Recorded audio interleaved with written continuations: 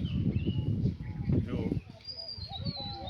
हम लोग अलग अलग मंदिरों का या पुराने कहानियों का, स्टोरीज का, भारत में हम अलग अलग जगहों का डिस्कवरी करें या इसका अनुसरण कहें, हम प्राचीन चीज़ें हैं तो अनुसरण ही हम कर रहे हैं। और दमोह से के आसपास ही बहुत सारे ऐसे मंदिर हैं जो कि विश्व प्रख्यात। खजुराहो भी बहुत दूर नहीं है यहाँ से, महादेव का मंदिर।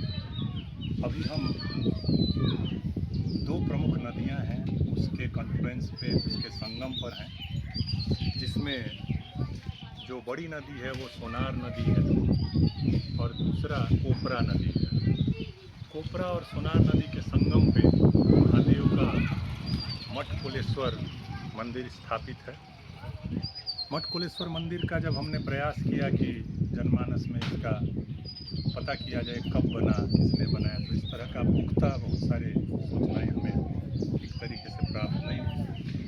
पर बहुत ही सीरीन श्राइन, और आप देखेंगे कि चारों तरफ लश ग्रीन है और उसका प्रभाव नदी का है।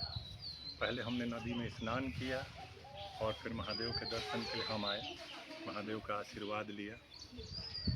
यह भी एक श्रद्धा का केंद्र है और श्रद्धालु यहाँ भीड़ में महाशिवरात्रि में और अन्य महादेव की पूजा के जितने समय में यहाँ लोगों का भीड़ लगता है और जनमानस यहाँ उमड़ कर आते हैं और कहते हैं यहाँ जब हम मन्नत मांगते हैं वो यहाँ से पूरी होती है, जो इच्छा करते हैं वो पूरी होती है।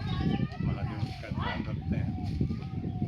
मंदिर प्रांगण में भी हमें एक काला सर्प का, नाग देवता का भी हमें दर्शन हुआ। तो हम कहें कि महादेव का संपूर्ण स्वरूप यहाँ पर उपस्थित है मठकुलेश्वर में। और चूँकि नदी का संगम है तो जहाँ पर भी नदियों का संगम होता है वहाँ पर शिव खुद होते हैं, वहाँ पर ब्रह्मा खुद होते हैं, वहाँ पर हमारे सुप्रीम विष्णु खुद होते हैं। तो ऐसे पावन स्थल पर हम उपस्थित हैं और आप सबको इसका ये सूर्यास्त का समय हो रहा है तो इसके दर्शन हम आपको करा रहे हैं। और महादेव को नमन, और हमेशा महादेव सभी जगह उपस्थित होकर ऐसे हमारे देश को, हमारे विश्व को जोड़कर रखें, सभी को आशीर्वाद दें, सभी फलें फूलें, सभी आबाद रहें। और ये नदियाँ जो हैं इन्होंने हमें संस्कृति, सभ्यता और हमें जीवन दिया।